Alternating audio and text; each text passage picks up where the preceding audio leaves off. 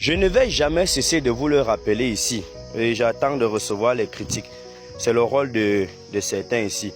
Bon, je vais établir la différence entre ce qu'on appelle communément les mères macabos et les petits macabos ici. Déjà, le premier facteur se trouve au niveau du risque. Les gros macabos, lorsque vous les découpez, il y a assez de risques que ça pourrisse au sol.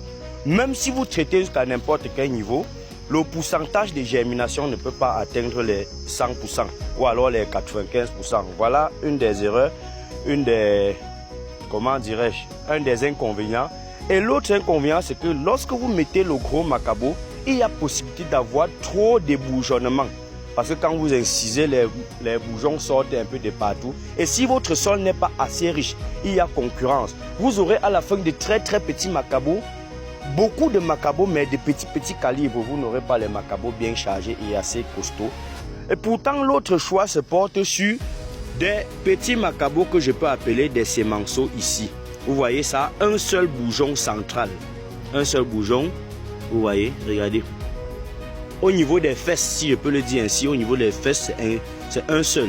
Lorsque vous allez mettre au sol, vous devez avoir celui-ci qui bondit et son effet est très rapide. Raison pour laquelle je porte le choix sur ceux-ci. Et battez-vous surtout à avoir ceux qui sont déjà prégermés comme ça. Lorsque vous les avez, vous faites les bourgeonnements sur la tête et puis vous laissez celui-ci faire la vitesse seule. Là, vous êtes sûr d'avoir un macabo. Vous êtes sûr d'avoir un champ de macabo assez dense. Et l'un des avantages, c'est que plus c'est petit, plus la densité est bonne et plus vous avez beaucoup dans le sac. Donc, il y a autant d'avantages. Et n'oubliez jamais de mettre le sol sur lequel vous produisez, je vous dis chaque jour, le sol sur lequel vous produisez n'est pas seul.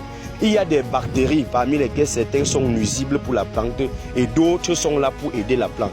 Et il faut vous battre toujours à désinfecter. Ça, c'est une solution pour désinfecter.